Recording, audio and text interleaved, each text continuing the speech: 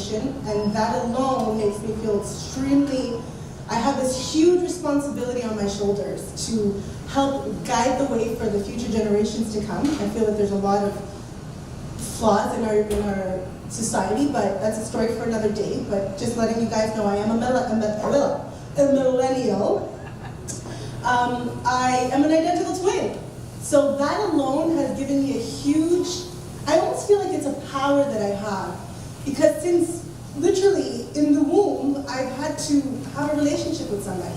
I've had to learn how to have a relationship with somebody. I've had to go through almost every experience in my life having a relationship with somebody and knowing how to navigate through being in a relationship with somebody. In high school, actually, we made a lot of friends very fast. So I multiplied my relationships very easily.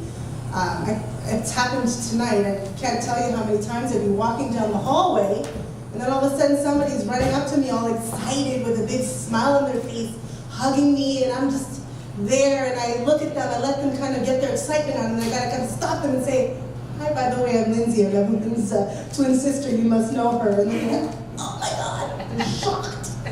But honestly, it's an exciting feeling, because then I really get to see the love that people have, and right away I've got a connection with almost everybody I meet. So that was pretty crazy in high school. I then graduated from York University with a Bachelor of Honors in Health Management. Didn't do much with my health management, but I just understood the importance of a healthy environment. Whether it's externally, internally, just in general, the importance of health in our environments is very key for me. It was in university that I came across a reading. I'm going to be honest, it was an audio that I listened to. I don't always like to read, so I listened to the audio, and it discussed the 4 agreements. I'm not sure if any of you guys have heard the reading. I'm seeing a few heads nodding. It is an amazing read. I highly suggest many people go and listen to it. In a nutshell, Don Miguel Ruiz, I'm going to dissect the novel for you guys. The very first agreement that he makes, or basically an agreement is an agreement that you make with yourself of a habitual way of living. You can almost see them comparable to the 10 Commandments. Thou shalt not, hurt thy neighbor, thou shalt not steal. Similar concept of what you should and what you shouldn't do. Agreement number 1 is that we must always have impeccability with our word. Now, to be impeccable with your word, as he explains, is to essentially speak without sin. Our words are very powerful. How we use our word can make or break many things. We can uplift an individual, or we can tear them down with the power of our word. So basically, when we're speaking, the word impeccable, he explains that it's to speak without sin. So when we're speaking without sin, we're speaking without any negativity towards ourselves. We are thinking positively about ourselves, and we're not that inner voice of destruction, rather empowerment. The second agreement is to not take things personally. I don't know about you guys, but I got to a point in my life where I took a lot of things personally, and it was because of that I probably went about situations much differently than I would have had I just realized, as Don Miguel explains, it has nothing to do with you, it has everything to do with the other person. Understood. Perfect. Now I know that when somebody does something or sticks their middle finger at me because they're having a bad day on the road, I'm just going to brush it away. It has nothing to do with me. If anything, I send them positive vibes. The third agreement is to never make assumptions. One of the most destructive things that we do in a relationship is we make an assumption about what the other person is thinking. And it's not just our partner, it could be our children, it could be our parents, it could be our sisters. We just assume what they're thinking, and he makes it very clear. If you want to eliminate that unnecessary drama in your mind, ask a question.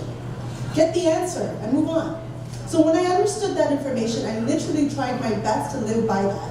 And when people would come to me with their attacks or whatnot, I would literally apply those principles and move forward. So after university, shortly after that, I had a couple of little ventures that I explored with business, etc. And then I ended up falling in love. And very quickly in my relationship, I ended up becoming a mother of 2 very young, beautiful children. Parenting can really test you at times, put you through probably the biggest challenges in your life is parenting. When you think you're a patient person, have a child, and they may test your patience far beyond what you know. And I identified that throughout my parenting, unfortunately I had to end my relationship just because we were not on the same page and we were demonstrating disrespectful behavior to our children. And that's something that I refused to continue. So taking that step and doing one of the hardest things, which was for me, which was taking my children away from their father, as some may see it. However, for me, it was just saving them from that, murdering their innocence at a very young age. Now, I do reflect on that relationship, and I probably would have done things a lot differently, but I tried to stick as true as I could to the 4 agreements. But some things just are the way they are, and life presents itself with these circumstances that we just have to make the best of. So I made the best of it. I moved on with my life. But what happened was I had identified that I had a very bad relationship with my kids. Even though they're still very young, I wasn't very patient with them, and I was very damaging towards them. And it's funny because when we understand what a relationship is our ability to connect with others. It is the way that we regard and have an interaction with other people within groups.